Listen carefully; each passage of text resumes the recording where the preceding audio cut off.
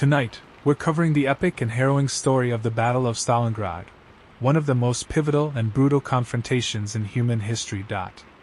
Stalingrad was not just a battle, it was a clash of ideologies, a fight for survival, and a turning point that changed the course of World War II. Through months of relentless combat, unimaginable sacrifice, and unbreakable resolve, Soviet forces halted the Nazi war machine and began the long, painful push toward victory. The courage shown by soldiers and civilians alike in the face of overwhelming odds continues to stand as a symbol of resilience, endurance, and determination. So, before we all get nice and comfortable, take a moment, if you haven't already, to like the video and subscribe to the channel. Also, let us know the time and location from which you are watching.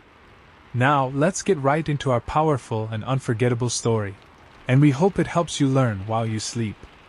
The summer of 1942 scorched the vast plains of southern Russia, but it was not just the heat that choked the air, it was the thunder of tanks, the roar of aircraft, and the march of a million boots.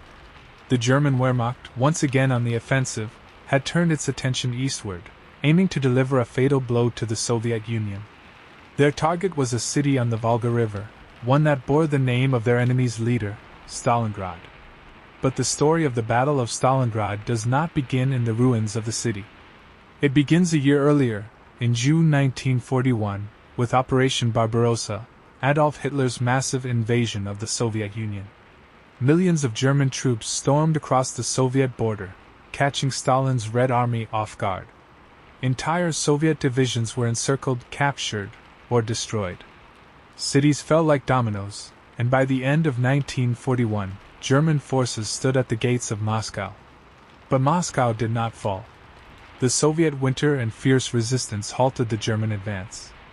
Hitler's armies, stretched thin and unprepared for the cold, suffered their first real defeat. And though the Red Army had bled heavily, it had not broken. In the spring of 1942, Hitler was ready to try again, but this time, he shifted his focus south. His new plan, Case Blue, aimed to seize the oil-rich Caucasus region. Controlling the oil fields near Baku would starve the Soviet war machine of fuel. To secure the flank of this operation, German forces were ordered to capture a seemingly secondary objective, the industrial city of Stalingrad. But Stalingrad was not just any city. It was a major industrial hub, a key transportation center on the Volga River, and, perhaps most importantly, it carried the name of Joseph Stalin. To Hitler, capturing Stalingrad was more than a strategic move. It was symbolic. It would humiliate the Soviet leader and prove German dominance. By late July 1942, Army Group B, led by General Friedrich Paulus, began advancing toward the city. Stalingrad's population, once over 400,000, had already been partially evacuated, but thousands of civilians remained. Soviet workers, women, children, and the elderly braced for what was coming. Stalin, aware of the city's importance, issued Order No. 227. Not a step back. It was both a command and a warning. Any soldier who retreated without orders would be shot. There would be no surrender. The Red Army would stand and fight. As August turned to September, the German Sixth Army approached the outskirts of Stalingrad. From the west, artillery shells began to land. Luftwaffe bombers soared overhead, unleashing firestorms that turned entire neighborhoods to rubble. Factories were destroyed, homes flattened, and the city burned. But Stalingrad did not break. Instead, it began to transform, from a city of buildings and boulevards to a fortress of ruins. The Volga River, glistening under the sun, became a lifeline. Soviet reinforcements, ferried across under constant fire, bolstered the city's defense. Soldiers arrived exhausted, some without rifles, some with nothing but grenades, but they fought tooth and nail for every block. The battle that was supposed to last days was turning into something else entirely. A brutal, grinding conflict with no mercy, no clear front line, and no end in sight. The Battle of Stalingrad had begun, and the world had no idea how much it would change the course of history. September 1942. The German Sixth Army, under the command of General Friedrich Paulus, had reached the outskirts of Stalingrad. What lay before them was not the orderly grid of a functioning city but a smoldering ruin. Weeks of relentless Luftwaffe bombing had turned Stalingrad into a wasteland of rubble and ash. Whole neighborhoods were reduced to dust, and the once mighty factories that produced tanks and tractors now stood hollow and burning. But the city was not abandoned. In the midst of the destruction, Soviet troops clung to every block, every ruin, every shattered wall. From the moment the first German units crossed into the suburbs, the battle turned into something unlike anything the Wehrmacht had faced before, a brutal, close-quarters fight where every building became a fortress and every street a front line. The Germans, trained in fast, mobile warfare, were unprepared for the grinding, chaotic struggle of urban combat. Tanks were of little use in the narrow alleys. Snipers lurked in shattered windows. Soviet soldiers dug trenches inside buildings, turning basements into bunkers and rooftops into firing positions. It was fighting at its rawest, with rifles, grenades, bayonets, and often with bare hands. Stalingrad's defenders were a mix of regular Red Army troops, militia volunteers, factory workers, and even teenage boys and girls. Entire units were formed from plant workers who had refused to leave their posts.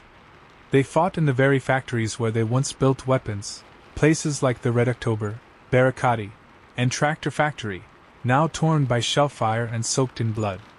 The Volga River, flowing behind the Soviet lines, was both lifeline and death trap. Reinforcements, ammunition, and food had to be ferried across under constant German fire. Boats were sunk. Men drowned. But still, across the smoking waters, soldiers came, battered, scared, often without proper gear, but determined to hold the line. The Red Army's leadership understood that losing Stalingrad would not just be a strategic failure, it would be a psychological one. Stalin's order still echoed across the ranks. Not one step back. Commanders set up blocking detachments to shoot any who attempted to retreat.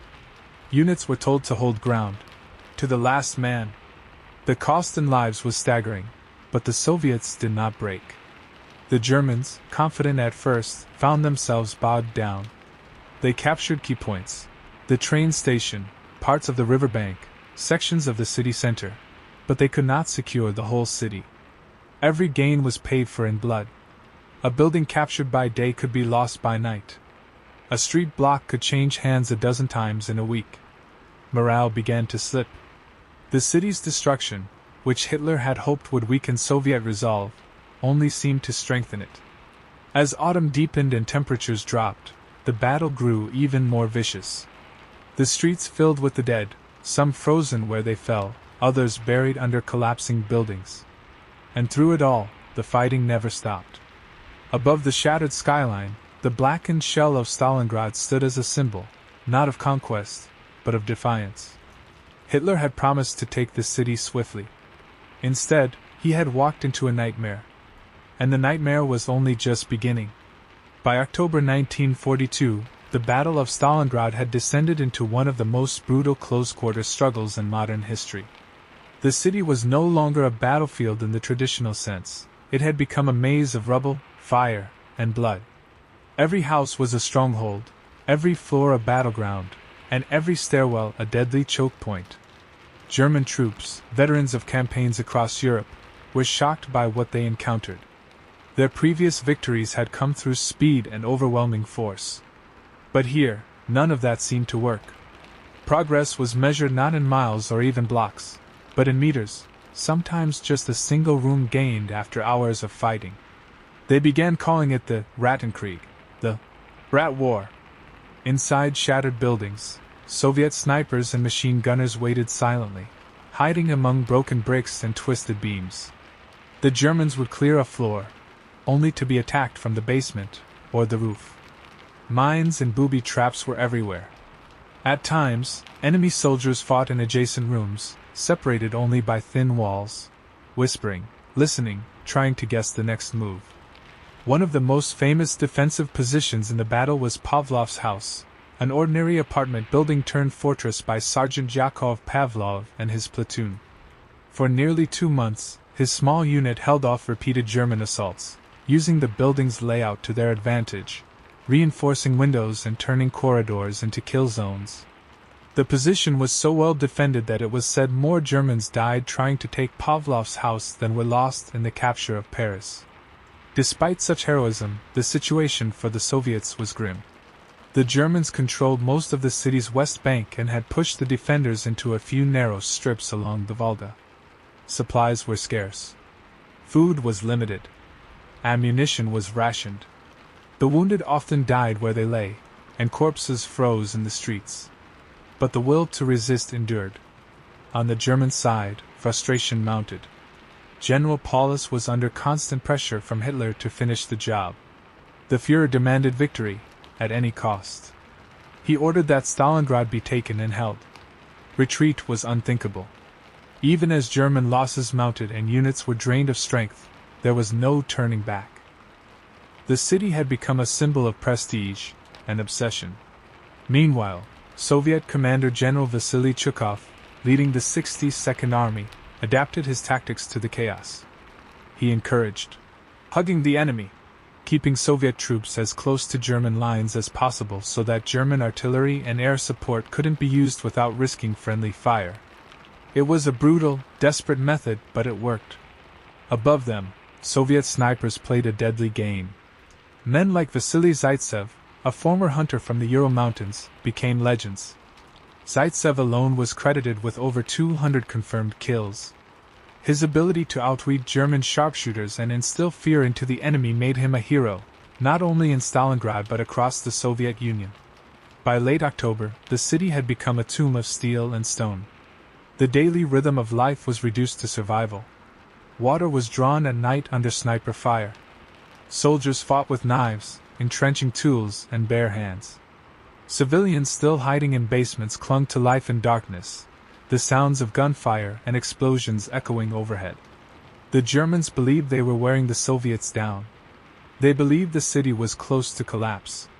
But what they didn't know, what they couldn't yet see, was that the Red Army had something else planned. A storm was coming from the steppe, and the hunters were about to become the hunted. By early November 1942, the situation in Stalingrad had reached a deadly equilibrium. The Germans held most of the city's ruins, and their Sixth Army was dug in deep, confident that final victory was within reach. The Red Army, clinging to the narrow banks of the Volga, was bleeding, but it was far from broken. While the Germans continued their grind through the rubble, the Soviet High Command, Stavka, was planning something bold, something massive. Under the leadership of Marshal Georgy Zhukov and General Alexander Vasilevsky, the Red Army was preparing to strike back, not inside Stalingrad, but around it. The plan was codenamed Operation Uranus. It was a classic pincer maneuver, an enormous counteroffensive that would target the weaker Axis forces guarding the German flanks. Hitler had committed his elite units to the fight inside the city, but on the vast, exposed steppes north and south of Stalingrad, the lines were held by Romanian, Hungarian, and Italian troops, under-equipped, poorly supplied, and stretched thin. Soviet intelligence had noted their weaknesses. German commanders had too. But Hitler, obsessed with seizing Stalingrad, refused to divert reinforcements to the flanks. It was a fatal oversight. On November 19, 1942, in the freezing cold of dawn, the Red Army struck. Thousands of Soviet artillery pieces opened fire in a coordinated barrage along the northern sector. Then, tank columns and infantry stormed forward. The Romanian Third Army, caught off guard and outgunned, crumbled within hours. By the next day, the southern attack began, smashing into the Romanian Fourth Army Corps and driving them into a panicked retreat. The pincers moved fast, faster than the Germans expected. Within 3 days, the Soviet forces, advancing from both directions, were closing in on their target, Kalach, a key town west of Stalingrad. On November 23, the jaws snapped shut. The German Sixth Army, along with parts of the 4th Panzer Army, over 250,000 men, were encircled. It was a catastrophe. General Friedrich Paulus, still focused on the fighting inside Stalingrad, now found his entire army cut off, surrounded by a rapidly tightening Soviet ring. The Luftwaffe promised to supply the Sixth Army by air, an idea quickly proven impossible. The airfields couldn't handle the volume, and Soviet fighters and anti-aircraft guns shredded German transport planes. Desperation took hold. Men inside the pocket, now known as the Stalingrad Kessel, or cauldron, faced freezing temperatures, dwindling rations, and the slow realization that they were trapped. But Hitler refused to allow a breakout. He ordered Paulus to hold his position, to continue fighting, to wait for relief. That relief came in the form of Operation Winterstorm, a hastily launched offensive led by Field Marshal Erich von Manstein. His armored forces advanced toward the encircled Sixth Army in December, but fell short. The Soviets had fortified the outer ring too well. Paulus, pleading for permission to retreat and link up with Manstein, was denied. Hitler's response was clear. Surrender is forbidden. And so, the Sixth Army remained trapped, slowly freezing and starving, surrounded by a vengeful Red Army determined to end the siege. Inside the cauldron, discipline frayed. Horses were slaughtered for food. Ammunition ran low. The wounded lay unattended. And all the while, the Soviets tightened their grip. The tide of the war had turned.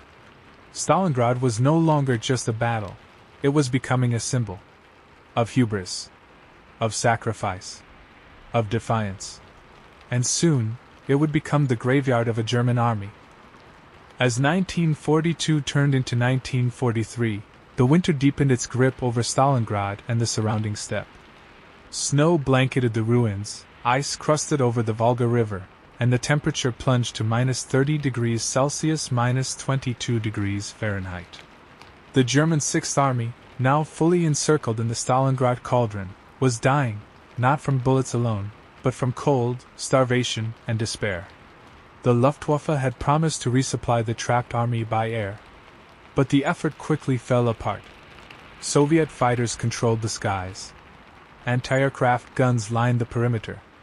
And the makeshift airfields inside the pocket, muddy, frozen, often bombed, couldn't handle the volume of aircraft needed. On average, only a fraction of the required supplies arrived each day. Food ran out first. Soldiers were reduced to eating horse meat, sawdust bread, and sometimes even boiling leather for a thin, bitter soup. Medical supplies vanished. The wounded, packed into icy shelters, froze in their beds. There was no fuel.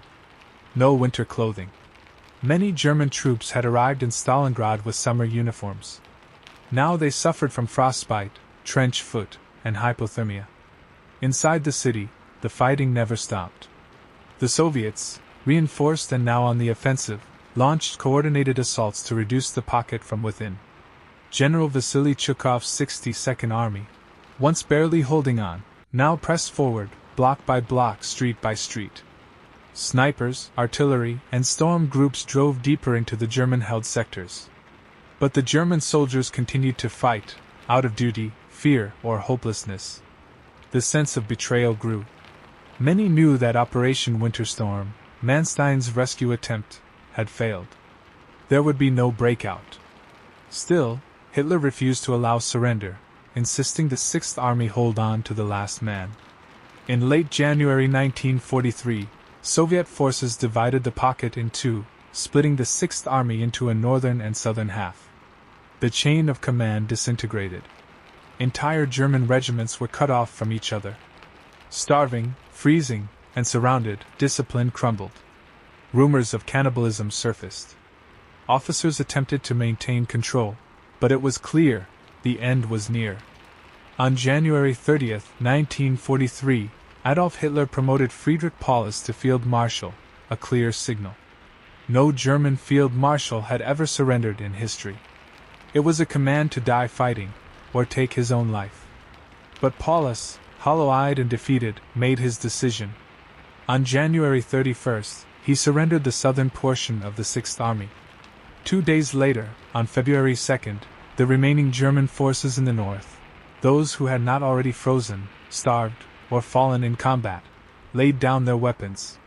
The Battle of Stalingrad was over. Of the over 250,000 Axis troops originally encircled, only around 90,000 were taken prisoner, many of them barely alive. And of those, fewer than 6,000 would ever return to Germany. The Soviet victory came at an enormous cost. over 1 million Soviet soldiers and civilians were killed, wounded, or missing. Entire neighborhoods of the city were obliterated. But the Red Army had done the impossible. It had withstood the fury of the Wehrmacht, counterattacked, and destroyed a German army. Stalingrad was a turning point. It shattered the myth of Nazi invincibility. It gave hope to the Allies. And it marked the beginning of the German retreat on the Eastern Front. The city had been reduced to ashes, but it had held. And from those ashes, a new phase of the war was about to rise. The silence that fell over Stalingrad in February 1943 was not peace. It was the stillness of exhaustion. The battle was over, but the city was destroyed. Stalingrad had become a graveyard of buildings and bodies. Every street, every wall, every burned-out shell of a factory bore the scars of months of unimaginable violence. The Soviet victory was undeniable, but it came at a staggering price. Estimates vary, but it's believed that the Red Army suffered over 1 million casualties, including killed, wounded, and missing. Thousands of civilians, many trapped in the city through the entire siege, had perished from bombs, bullets, starvation, and cold. For those who survived, there was little left to return to. Homes were gone. Families were shattered. The city itself was nearly unrecognizable. Stalingrad's once proud industrial skyline was flattened. Smoke still drifted from craters. Frozen corpses lay half-buried in the snow. The Volga, the lifeline of the city's defenders, was choked with wreckage. Yet, incredibly, life began to stir again. Survivors emerged from basements. The wounded were carried out from shelters. The Red Army began to gather the dead, bury the fallen, and restore order. Soviet propaganda quickly seized on the victory. Posters and films glorified the defenders of Stalingrad. Soldiers who had held the city were hailed as heroes. Names like Vasily Chukov, Alexei Rodimtsev, and Yakov Pavlov became national symbols of resilience and sacrifice. The battle was portrayed as a triumph of socialism over fascism, of the common soldier over the Nazi war machine. But for the Germans, the defeat was catastrophic. The surrender of the Sixth Army sent shockwaves through the Third Reich. Hitler, stunned and enraged, refused to speak publicly about the defeat for days. The loss of over 250,000 troops, including the best of Germany's officers and combat-hardened veterans, was a blow the Wehrmacht could not easily recover from. For the German people, the loss was a moment of reckoning. Until then, Nazi propaganda had painted an image of constant victory and invincibility. But Stalingrad broke the illusion. For the first time, the public began to grasp that the war might not end in triumph, and that defeat was possible. Among the prisoners taken by the Soviets, conditions were brutal. Many of the 90,000 Axis troops captured were already half dead, frostbitten, starving, sick. They were marched to prison camps deep within the Soviet Union. Few ever returned. Most died of disease, exposure, or overwork. Those who survived the camps wouldn't see Germany again until the 1950s, long after the war had ended. Meanwhile, in the West, the Allied powers saw the Soviet victory at Stalingrad as a turning point. It proved that the Red Army was not only capable of defending its territory, it could defeat Germany's best and launch major offensives. Plans for a Western Front invasion gained urgency. Coordination between Britain, the United States, and the Soviet Union intensified. Stalingrad changed everything. It was more than a battle, it was a shift in momentum. The German advance into the Soviet Union had not just been halted, it had been shattered. From this point forward, the Red Army would begin pushing westward, city by city, mile by mile, reclaiming what had been lost. And for the people of the Soviet Union, the victory lit a fire that would carry them all the way to Berlin. Stalingrad had not just survived. It had endured, and struck back with fury. The Battle of Stalingrad was not merely a Soviet victory, it was a signal to the world. A shift in the balance of power. A turning point that reverberated across continents. From the snow-covered fields of Eastern Europe to the strategy rooms in London and Washington, the implications were clear. Nazi Germany could be stopped. And more importantly, it could be defeated. In the weeks after the surrender of the German Sixth Army, morale across the Axis powers faltered.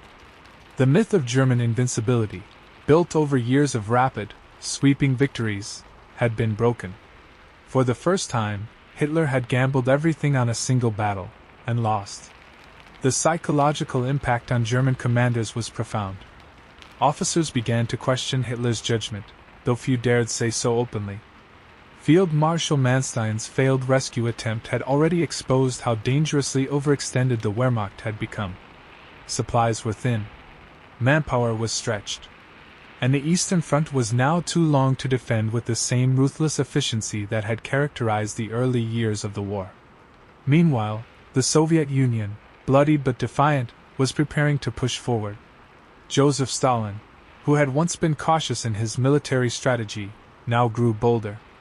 The victory at Stalingrad emboldened the Red Army's generals, men like Georgy Zhukov, Konstantin Rokossovsky, and Alexander Vasilevsky, to begin planning a broad series of offensives across the Eastern Front. The Soviet war machine, battered and rebuilt, had learned from its mistakes. By 1943, it was becoming one of the most powerful military forces in the world. Factories in the Urals churned out tanks, artillery, and ammunition around the clock. Trained units were rotated into action, while veterans of Stalingrad passed on their hard-earned lessons. In July 1943, just months after the victory at Stalingrad, the Soviets would face Germany again in the Battle of Kursk, the largest tank battle in history, and once again, they would emerge victorious. The Red Army was no longer on the defensive. From this point on, the Germans would be retreating, step by bloody step, all the way back to Berlin. But Stalingrad's influence wasn't limited to the Eastern Front. In the West, Allied leaders like Winston Churchill and Franklin D. Roosevelt watched the Soviets stand with awe and admiration. The battle proved that the USSR was not only holding the line, but inflicting mortal wounds on the Nazi regime. It added pressure on the Allies to open a second front in Europe, to ease the burden on the Soviets, and strike at Germany from the west. By 1944, that second front would come, with the Allied invasion of Normandy, known as D-Day. It was part of a larger squeeze, a coordinated effort from east and west to crush the Third Reich. And none of it would have been possible without the Soviets' stand at Stalingrad.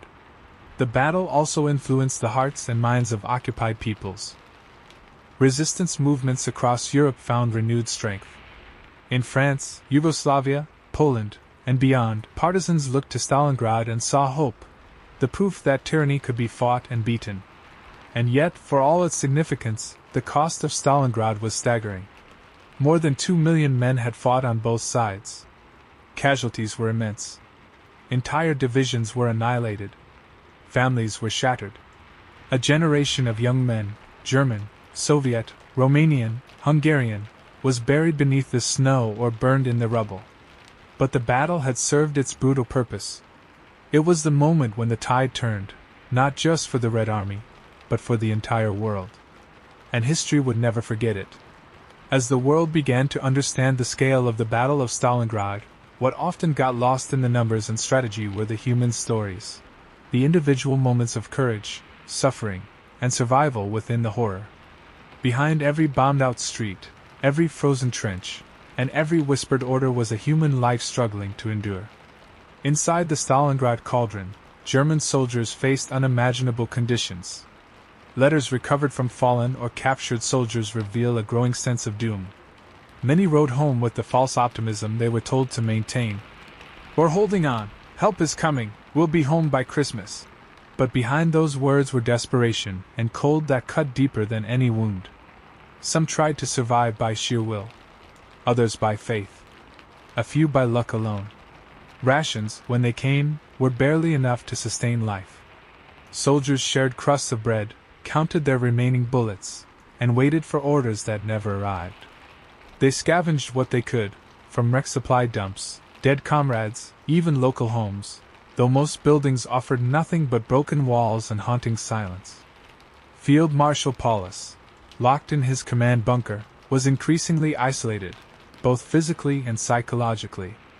Once an efficient, capable officer, he found himself paralyzed by Hitler's refusal to allow retreat or surrender. With every passing day, he watched the army crumble around him. He could neither save it nor abandon it. For the Soviet defenders, the suffering was no less brutal, but it came with a different kind of resolve. For them, Stalingrad was not just a strategic point, it was home. Many of the men who fought to the death in the ruins had once worked in the city's factories, lived in its neighborhoods, and walked its streets. Women, too, played an extraordinary role. They served as medics, anti-aircraft gunners, snipers, and even machine gunners in the thick of combat. Many also stayed behind as civilians, refusing to evacuate, helping dig trenches, carry ammunition, tend to the wounded, or simply survive in bombed-out basements as their city crumbled above them.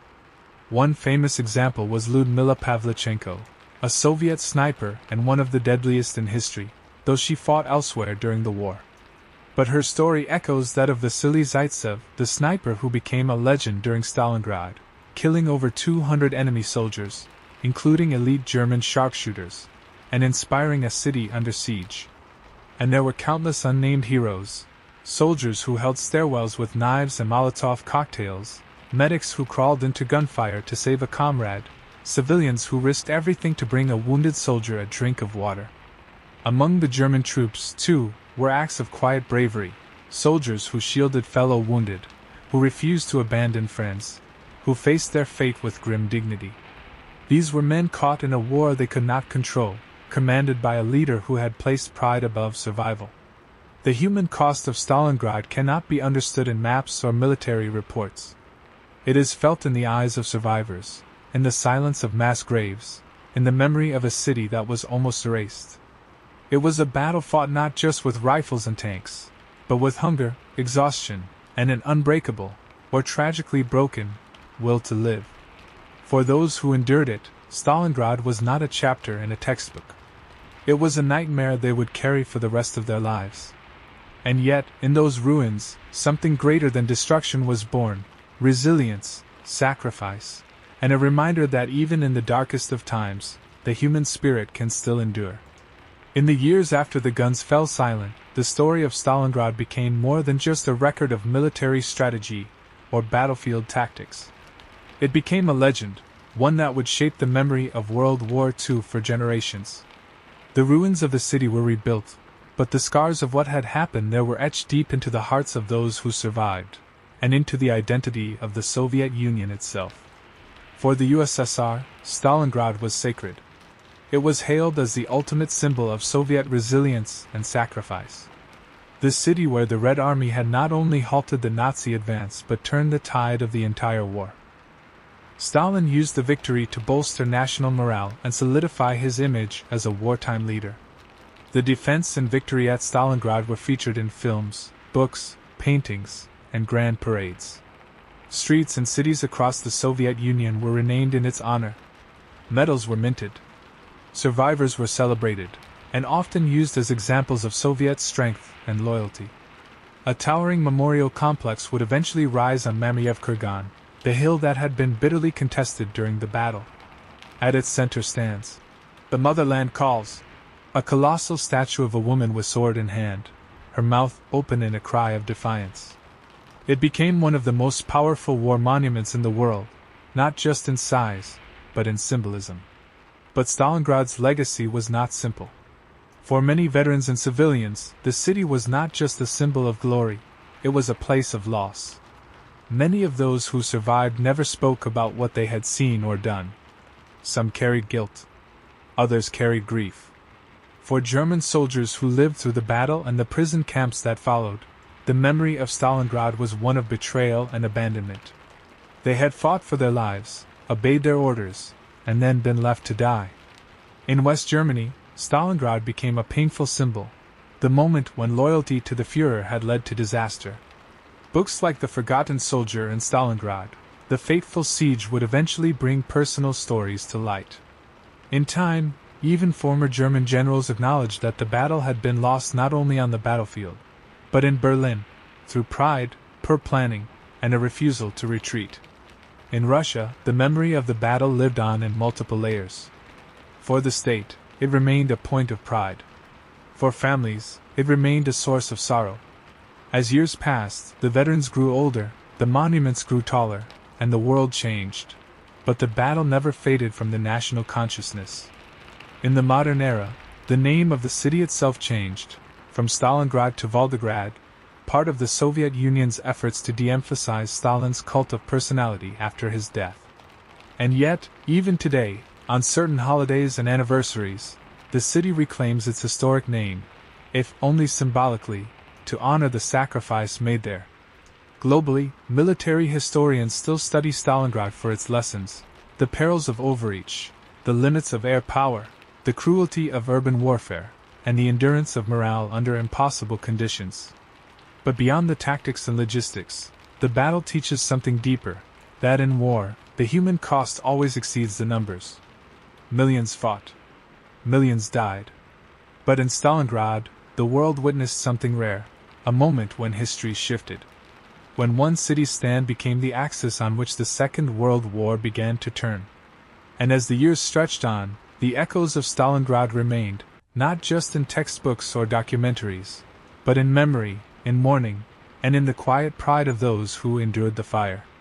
As dawn broke on February 3, 1943, the battlefield at Stalingrad was finally still. The last pockets of German resistance had been silenced. The Red Army stood bloodied but unbowed. A chapter of history had closed, but its reverberations were just beginning. What had started as a calculated German advance had ended in annihilation.